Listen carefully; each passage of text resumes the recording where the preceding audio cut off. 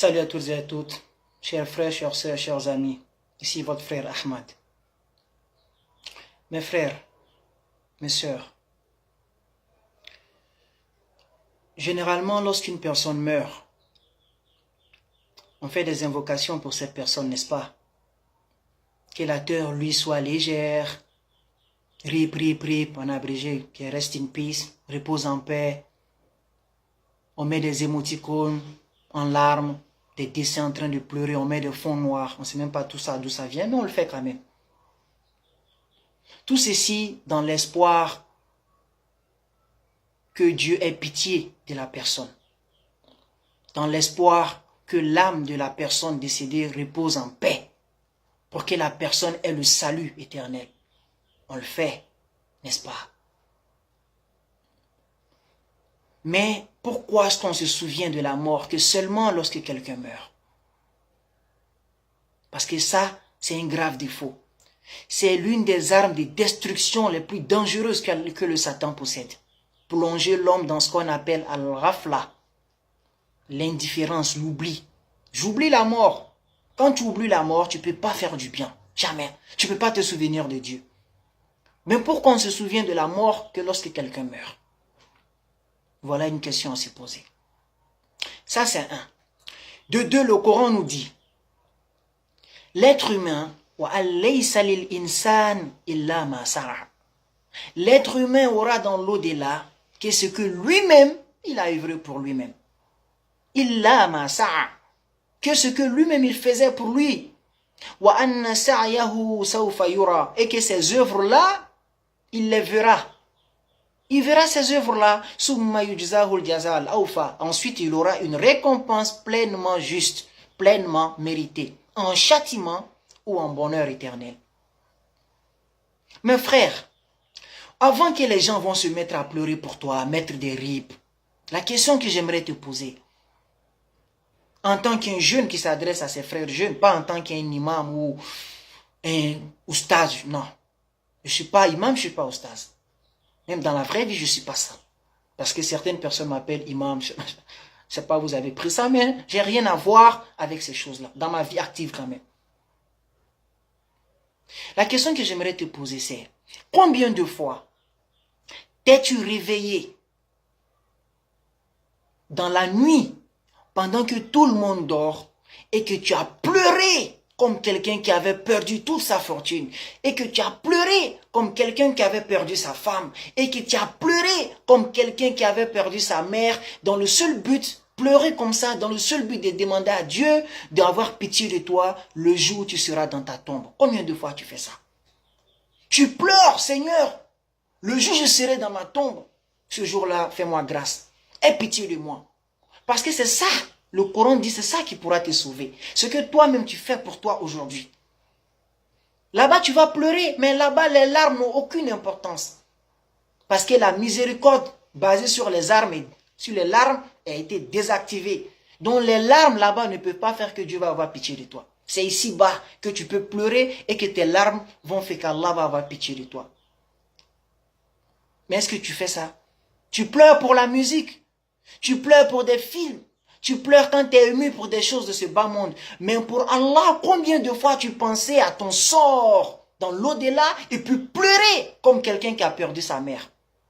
Mon frère, fais-le. Fais-le. Le prophète sallallahu alayhi wa sallam demandait la protection d'Allah contre des yeux qui ne pleurent pas. Seigneur Allah, fais-moi miséricorde, ne me donne pas des yeux qui ne pleurent pas. Toi, quand tu pleures, c'est seulement pour les choses de ce bas monde. Tu n'as jamais pensé à Dieu pour pleurer. Dieu dit, le prophète sallallahu alayhi wa sallam ne voulait pas avoir ce type de yeux-là. Et c'est ça que nous, on a aujourd'hui. Il y a des gens, quand ils écoutent la musique, ils sont tellement émus quand ils pleurent. Wallahi. Quand ils regardent un film où Roméo et Juliette s'aiment tellement, ils sont émus, ils pleurent. Mais au sujet d'Allah, ils n'en ont rien à faire. Au contraire, ils tirent des langues. Vous vous fatiguez.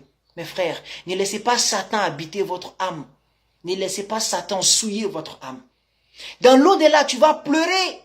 Ça va te servir à rien si ici, toi-même, tu ne pleurais pas pour toi. Parce que le Coran dit, l'être humain n'aura là-bas que ce qu'il faisait ici. Donc si tu veux que quand les gens vont pleurer ici, ça puisse te servir là-bas, toi-même commence à pleurer pour toi-même. Parce que tu vas partir. C'est une question de temps, mon frère. On est en 2019. Tu n'as aucune garantie que dans la fin de 2019, tu te trouveras en vie. Pas plus que moi qui parle. Tu n'as aucune garantie. Il n'y a rien qui est plus proche de l'être humain que la mort. Rien. Tes projets à long terme, c'est toi qui vois. Tes ambitions, c'est toi qui vois. Tout ce que tu as envie de faire, c'est toi qui vois. Mais si la mort vient, même si tu es dans le WC, ça ne va pas attendre que tu sortes. Ça va te prendre là-bas. Et aujourd'hui, regardez sur les réseaux sociaux. Ce sont les jeunes qui meurent en majorité, mes frères. Ce sont les jeunes qui meurent en majorité. Chaque fois que tu vois des rip, c'est quelqu'un qui est jeune. Parce que quelqu'un qui meurt moins de 40 ans et moins de 60 ans, on va dire quoi, qu'il est jeune. Et le prophète sallallahu alayhi wa sallam avait fixé l'espérance de vie de sa communauté à 70. C'est-à-dire que celui qui va au-delà de 70 n'a qu'à considérer ça comme un bonus. Donc, faut prépare-toi. Tu vas partir d'un moment à l'autre. Mais qu'est-ce que tu fais pour préparer ce jour-là? Et même Dieu te dit, Wal tanzur nafsun ma qaddamat lighad. Et que chaque âme regarde, vérifie, analyse ce qu'elle a mis pour son lendemain. Mon frère, tu as mis quoi pour ton lendemain? Tu as mis quoi pour ton lendemain? Toujours la tête baissée dans l'amusement. Si ce n'est pas les réseaux sociaux, c'est le travail, les voyages, les filles. Non, subhanallah, une génération que Satan a totalement contrôlée. Les gens sont à la recherche de buzz, à la recherche de visibilité. Regardez nos filles aujourd'hui. Des filles qui s'appellent Mariam, Zainab, Fatima. Allez voir leur profil. Tu vas voir aucun signe religieux qui montre que c'est des musulmanes. Leur modèle, si ce n'est pas les Beyoncé, c'est les Kim Kardashian, les Rihanna, des gens qui n'en ont rien à faire de l'islam. Même morts, ils ne voudront pas de l'islam. C'est eux vous avez pris pour faire modèle, votre modèle. Oh, le prophète te dit, Al-mar'u ma'aman ahabba. Man tashabbaha biqawmin fahuwa minhum. Celui que tu as aimé au point de limiter dans tes actes, wallahi, toi avec lui, yawm al-qiyamah, vous serez ensemble. Si c'est Bob Marley tu as aimé, si c'est Messi, si c'est le compagnon du prophète, n'importe qui que tu vas aimer, pour en faire d'un amour démesuré, on ne parle pas d'une simple appréciation, apprécier quelqu'un, ça c'est différent. Mais amour, il y a des gens, quand tu entends parler de certaines personnes, tu as l'impression que c'est leur Dieu. Le prophète dit, quand tu aimes quelqu'un comme ça, Yawm al-Qiyamah, tu vas te réveiller, il est à côté de toi. C'est toi, tu crois que c'est des célébrités, pour Dieu, ce n'est rien. Vous êtes tous pareils. Donc faisons attention aux actes que nous posons. Ayons pour habitude de pleurer pour demander pardon à Dieu avant que notre mort n'arrive. Comme ça, même si personne ne pleure pour nous, ça ne va pas nous servir.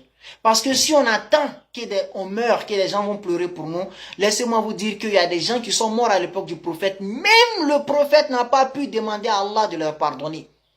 Abdullah ibn Ubay ibn Saloul, le prophète a demandé pardon. Dieu lui a dit clairement, Astaghfarta lahum, am lam tastaghfir lahum, in tastaghfir lahum sab'ina marratan, falan yaghfir Allahu lahum. Que tu me demandes pardon, ou bien que tu ne le fasses pas, même si tu me demandes pardon 70 fois pour ceux-là, wallah, je ne vais pas leur pardonner.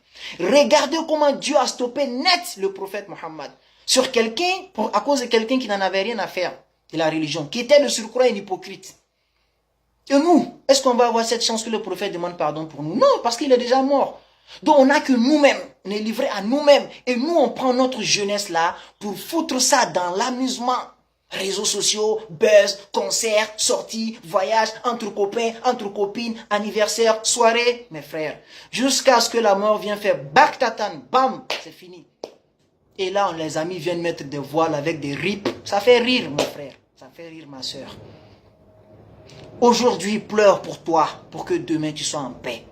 Si tu écoutes ce conseil-là, wallahi, tu auras les mérites. Tu vas avoir les bénéfices. Moi, je ne parle pas parce que je suis qualifié, non. Mais c'est le Coran qui nous demande, Wazakir, fais des rappels.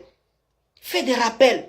Quand tu fais des rappels, toi-même, ça te sert. C'est comme quand tu prends l'eau et tes vêtements et que tu laves. L'objectif peut-être de rendre tes vêtements propres, mais ta main profite pour devenir propre. Donc, quand tu fais des rappels, toi-même, tu purifies ton âme. Voilà pourquoi on le fait. On n'est pas là pour se faire voir ou non. Wallahi, on n'a pas besoin de ça.